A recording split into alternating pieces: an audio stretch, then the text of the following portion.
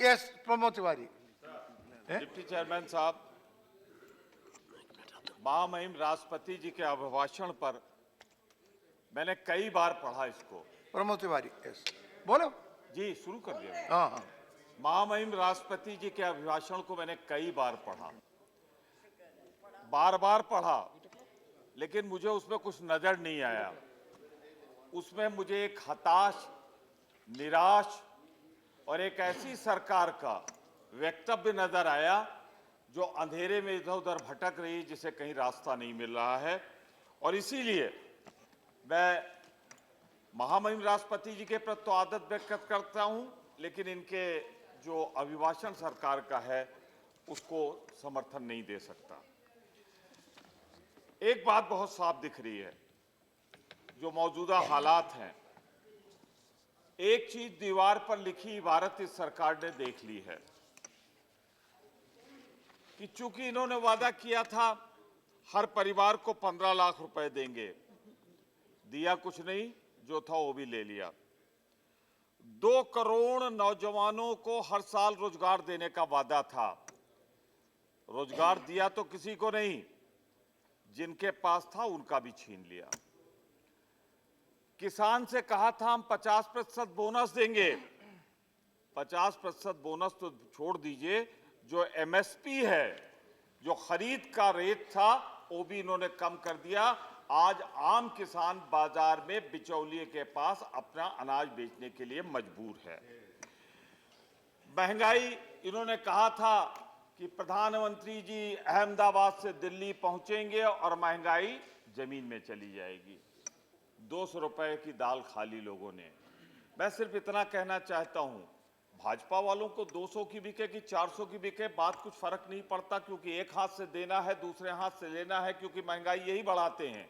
लेकिन आम आदमी 200 रुपए किलो की जो जिसने दाल खाई होगी, वो इस सरकार को भरपूर श्राप दे रहा है। और आप देख लीजिएगा 2019 के बाद इनका नामो निशान नहीं रहेगा। 2019 तक की गलती कर दी है जनता ने, वरना बीच में कर देती।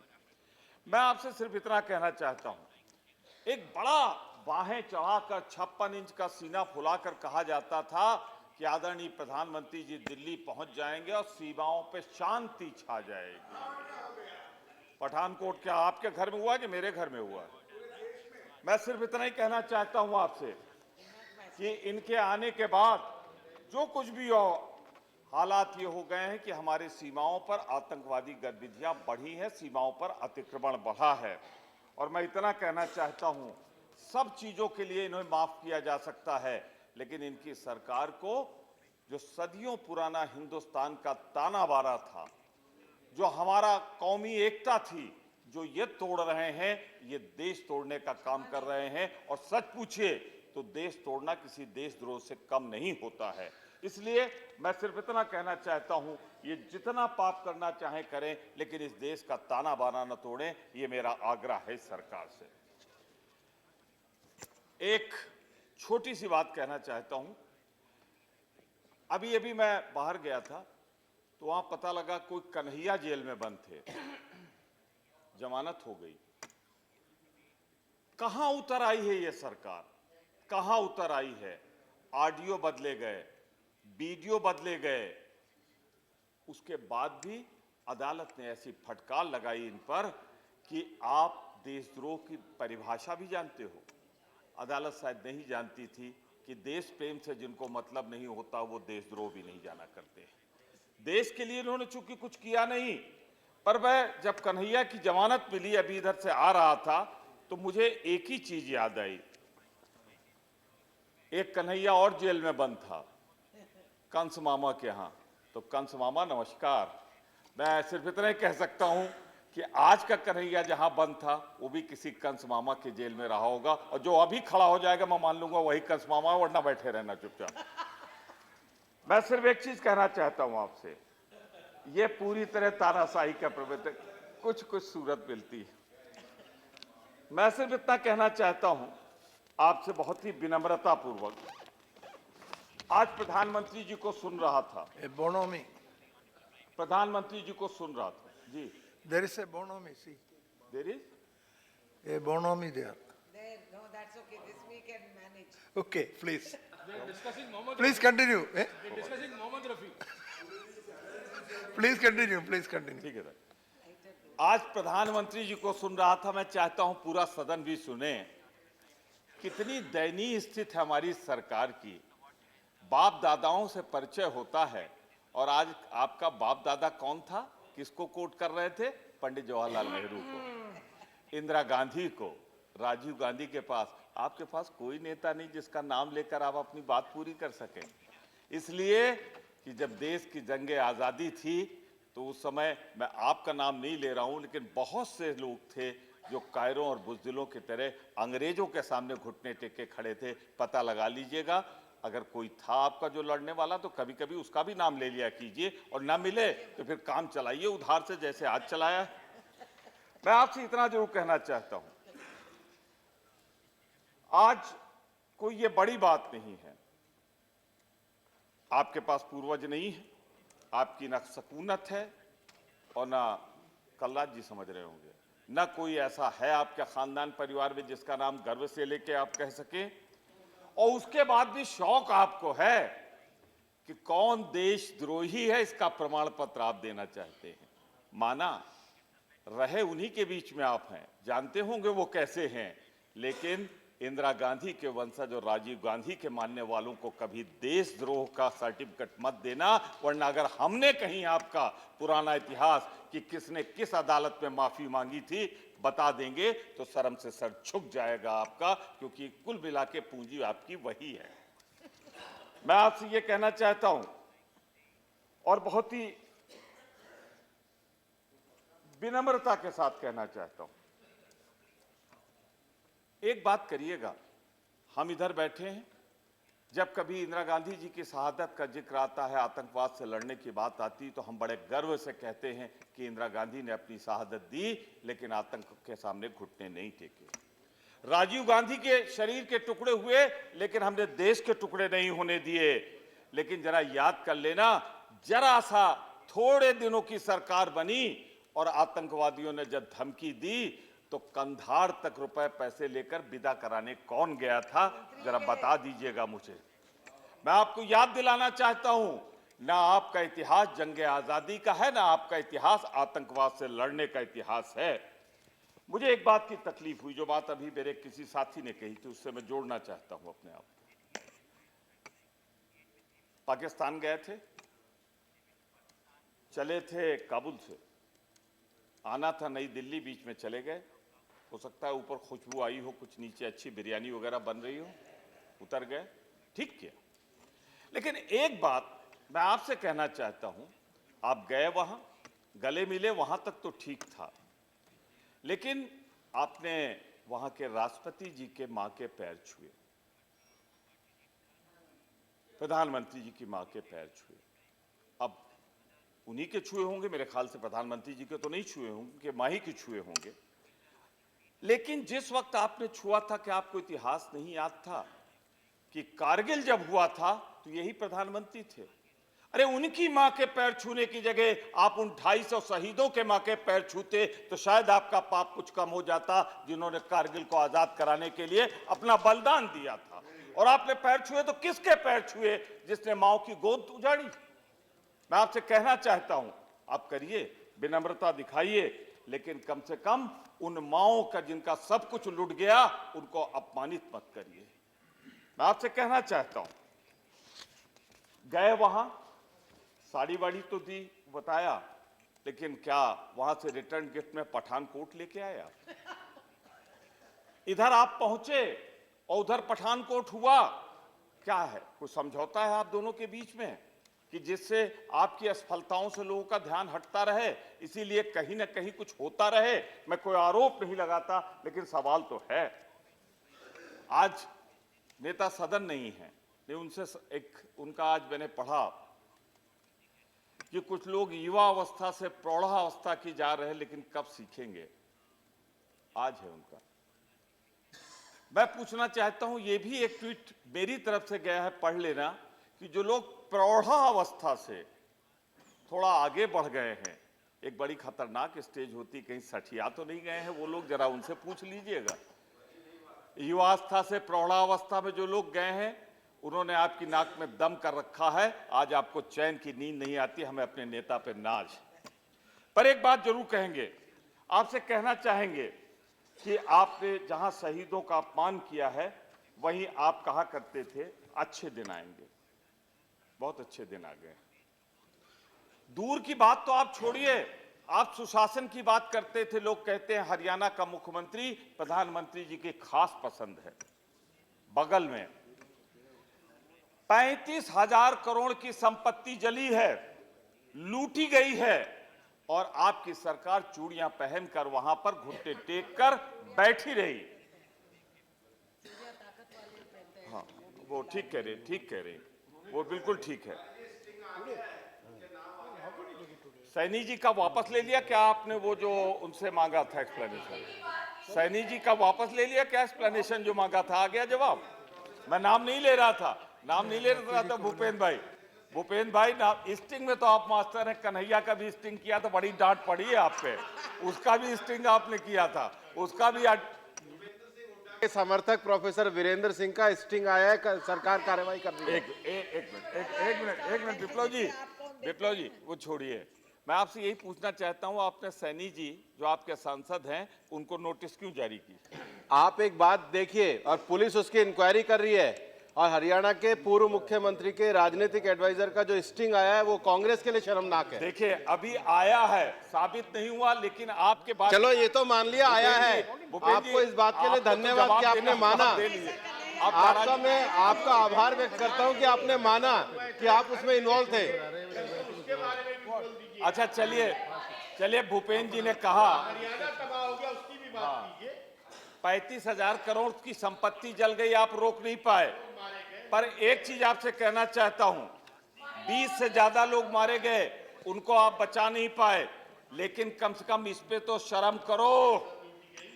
औरतों को खींच कर खेतों में ले जाया गया, आपकी पुलिस मूक दर्शक बनी रही, उनके कपड़े फाड़े गए खेतों में, और उसके बाद आप कहते हो आपका प्रशासन है। अगर कहीं भी आपको शर्म है तो सारे राष्ट्र से माफी मांगनी चाहिए आपको कि आप महिलाओं की शील हरण होता रहा और आपकी सरकार उसको बचा नहीं पाई। इसके लिए आपको कभी माफ नहीं किया जाएगा। और अगर हुआ है तो पता लगा लेना, ये आपके पार्टी का अंदरूनी झगड़ा है। कुछ लोग यहां भी बैठे मुस्कुरा रहे हैं मेरी बात पर, सामने बैठे। कॉन्स्टिट्यूशनल मशीनरी का ब्रेकडाउन हुआ है वहां पे। ऐसी सरकार बर्खास्त होनी चाहिए और ऐसे मुख्यमंत्री को 1 मिनट भी पद पर बने रहने का अधिकार नहीं। मैं विदेश नीति की बात करूं, एक ऐसी बात कर रहा हूं जिसे मुझे नहीं लगता कि इनको कोई दिक्कत होगी। ये तो सही है, सरकारी आंकड़ा है। रजनी जी बहुत जबरदस्त बात है। सरकारी आंकड़ा है कि 1,000 से ज्यादा लोग किसानों ने आत्महत्या की, तो मानेंगे आप? ये मैं सिर्फ आपसे एक चीज जानना चाहता हूं, किसी पंडित से कुंडली दिखवा लीजिएगा। कलराज मिश्रा जी बहुत से लोगों को बनारस जानते हैं। ये बता दीजिए कि जब से आपकी सरकार आई, मैं किसी का नाम नहीं ले रहा हूं, ये क्या कारण है कि जब बरसात का दिन होता है तो सूखा पड़ जाता है, और जब पानी नहीं बरसना चाहिए तो ओले गिरते हैं, और जब से आप आए हैं हर दूसरे महीने भूकंप आ जाता है, हर दूसरे महीने भूकंप आ जाता है। अब नेपाल वाले कह रहे हैं अब दोबारा प्रधानमंत्री जी को यहां मत भेजना। जब से वो गए हैं तब से नेपाल हिल ही रहा है, हजारों लोग मर गए हैं। काबुल से चले आए, वहां भी भूकंप हो गया। जरा कुंडली दिखवाइए कलराज जी, इनकी क्या गड़बड़ है? कहा जाता है अगर राजा का पुण्य होता है तो जनता सुखी होती है, और अगर राजा का पाप होता है तो जनता भोगती है। आज हिंदुस्तान की जनता सूखे और बाढ़ दोनों को भोग रही है। मैं आपसे एक चीज जानना चाहता हूं, मैं आपसे बहुत विनम्रता पूर्वक आग्रह करना चाहता हूं कि राजनीतिक विरोध तो हमारा आपका होगा, लेकिन क्या राजनीतिक विरोध की गिरावट इस सीमा तक आएगी? अभी तक तो कहते थे, आप कहते थे कि आपके किसी सहयोगी संगठन ने कह दिया होगा। बाड़मेर राजस्थान में है भूपेंद्र जी, वहां के आपके एक विधायक ने कहा है कि श्री राहुल गांधी को, जो हमारे नेता हैं, जिनके पिता स्वर्गीय राजीव गांधी ने देश के लिए बलिदान दिया है, जिनकी दादी को आतंकवाद के सामने हुई हैं, उनको गोली मार देनी चाहिए? यही संस्कृति है आपकी, यही संस्कृति है आपकी। और आज तक आपने उस विधायक के खिलाफ कोई कार्रवाई नहीं की। और ऐसे उम्मीद कैसे रखते हैं मैं कि सिर्फ कोई ये सब सवाल होती है? पूछ रहा हूं, अगर निरंतर होकर आप लोग बैठे हैं तो मैं इतना ही कहना चाहता हूं कि राजनीति में दुश्मनियां यहां तक पहुंचाइए जहां कभी हम आप मिले तो आंखें झुकाने की नौबत ना आए, जैसे भूपेंद्र जी इस समय आपकी आंखें झुकी हुई हैं। क्या हो रहा है? कल कर्नाटक के हेगडे जी बोल रहे हैं कि एक धर्म को समाप्त कर दो, अगर आतंकवाद समाप्त करना है, इस्लाम को समाप्त कर दो। अरे मैं अगर कहीं गलती से बोल दूं, मैं बोल नहीं रहा हूं, मेरी बात को ये मत समझिएगा मैं बोला, मैं सिर्फ इतना ही कह रहा हूं कि अगर भाजपा को समाप्त कर दो तो आतंकवाद समाप्त हो जाएगा। अगर मैं ये बात कहूं बुरी लगेगी ना आपको, वैसे हमको वो बात बुरी लगी। आगरा के कठेरिया जी, माननीय सभापति जी, वो जो बोल के आए हैं, जिस तरह उन्होंने बोला है, उनकी उपस्थिति में नरमुंडों का तिरही के अवसर पर मां देवी मांग रही है देवी बलिदान। ये कहा जा रहा है कि बंदूक की गोलियों से हम अगला चुनाव लड़ेंगे। कहां जा रही है भारतीय जनता पार्टी? माफ नहीं करेंगे आपके पूर्वज दीनदयाल उपाध्याय जी और अटल जी को, जब भी होश पे आएगा बहुत कोसते होंगे आपको। आपने उनकी बनी बनाई प्रतिष्ठा आपने समाप्त कर दी। ये आप हमें बता दो, ये क्या आपकी विदेश नीति है? नेपाल से संबंध खराब आपके, बर्मा से संबंध खराब आपके, पाकिस्तान से संबंध खराब आपके, हर तरफ आपने संबंध खराब कर लिए। हो क्यों ना कि जब आप लौट के आ जाते हैं तो हमारी विदेश मंत्री जी पढ़ लेती हैं कि आप कहां गए थे, क्या बोल के आए हैं। उनको जिस तरीके से अलग कर दिया गया है, राजनीति में दुश्मनियां होती लेकिन इस स्तर पर नहीं होती जैसी आप सब निभा रहे हो। मैं आपसे कहना चाहता हूं, बहुत ही विनम्रता पूर्वक कहना चाहता हूं जी, मैं आपसे बहुत विनम्रता पूर्वक कहना चाहता हूं माननीय उपसभापति जी, बहुत आभारी हूं कि आजकल आप मुस्कुराते हुए बहुत अच्छे लगते हैं। You always look so good when you smile, sir. To keep on smiling. This is my request to you, sir. And today you have given me so much time. That's why I am saying. So thank you very much, sir. मैं सिर्फ इतना कहना चाहता हूं, आप ईश्वर से मनाइए, इनको थोड़ी सद्बुद्धि आ जाए। अहंकार रावण का भी नहीं रहा है तो अहंकार भाजपा तुम्हारा भी नहीं रहेगा। और जिसपे अहंकार होता है उसका साम्राज्य नष्ट हो जाता है। और आज आप अहंकार में है, आपके साम्राज्य को कोई बचा नहीं पाएगा। इन शब्दों के साथ मैं जी okay, thank you very much sir. very much. Thank you. Yeah. Yes. मैं आपकी रिक्वेस्ट है कि bureau of Indian standard bill ले लें, क्योंकि जो अभी डिस्कशन है ये कल सुबह से I have no problem. Chairman If the house साहब agree, से, I have no problem. हम लोग रिक्वेस्ट करेंगे कल सुबह 11 बजे से फिर इसको जो है कंटिन्यू रखेंगे। Yeah. और I think. एक minute 1 minute Then in that case, yes, I'll come to you. 1 minute. No, if we take this now, then we will have, subject to chairman's approval, Yeah. we will have the discussion started at 11. In the morning, yeah, 11, yes. Subject to chairman's approval. Yes, yes. We'll take it, because we are already in understanding that one bill we can pass every day. We will do it. No one The BIS bill is an important bill. it Please is, let us not pass it in a hurry. no hurry. No, We no will- Let hurry, us no not hurry. pass it in a hurry. No If hurry. you want to It speak is at listed in you the speak. business. No, don't say that we will pass it by 9 p.m. No. Don't We Not can- 9, 10, No. 11, no problem. No, see, Jairam ji. as much as we want, we will discuss. Whatever you want. See, let me make one point clear.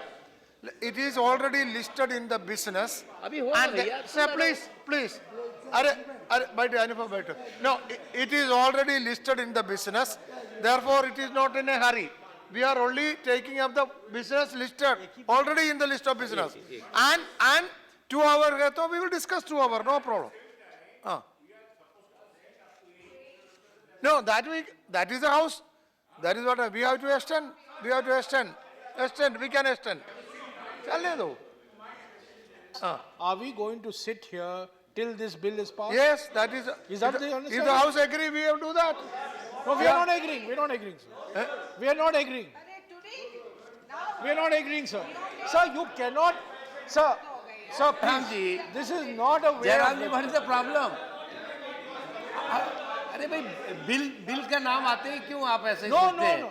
आप पहले से bill is for the बताइए national development, Naqvi कोई साहब, हमारे personal development के लिए नहीं है, देश के What is लिए the है। problem? मुझे मत सिखाइए तो नेशनल इसलिए डेवलपमेंट इस क्या पे है सबकी सहमति है इसको। Sir It is already listed in the, it is already in the list of business. So you are aware that the bill is coming. Sir if So in the- why should you object now? if in the morning you had said No, that it if we is will already sit- there. we will sit till 10 p.m. to pass this bill, I would have sat till 10 p.m. I have no problem. I have no problem sitting here till 1 a.m.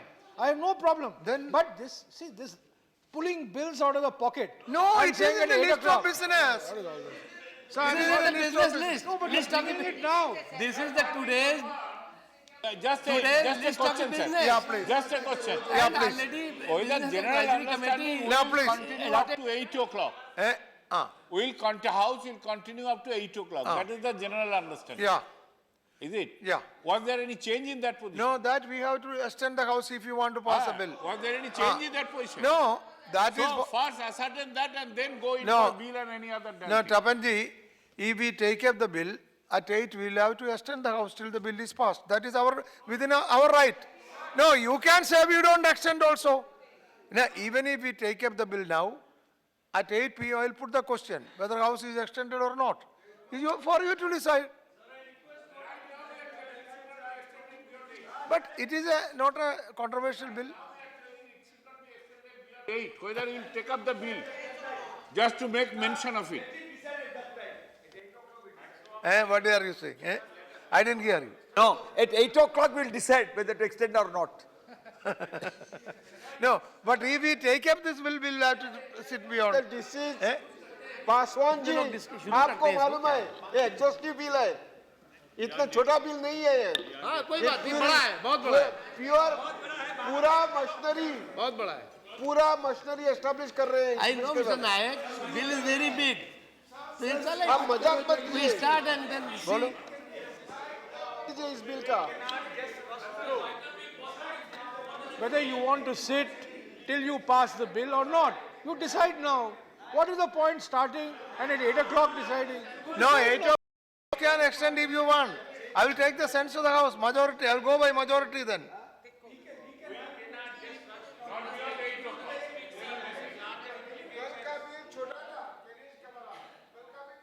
मान लिया, आज का bill exhaustive है, नया bill है। Bill is already listed in the business. Whatever it is, ये listed है ये भैया, ये कोई not new. आपका आप Already listed. Bill is listed from Did not a new bill. राष्ट्रपति का अवमान करना No. चाहते हैं क्या? The bill is not coming from the blue, out of the blue. It is already listed. It is already listed. So if we can take it, is good. No, the point is, Ragesh, Discussion.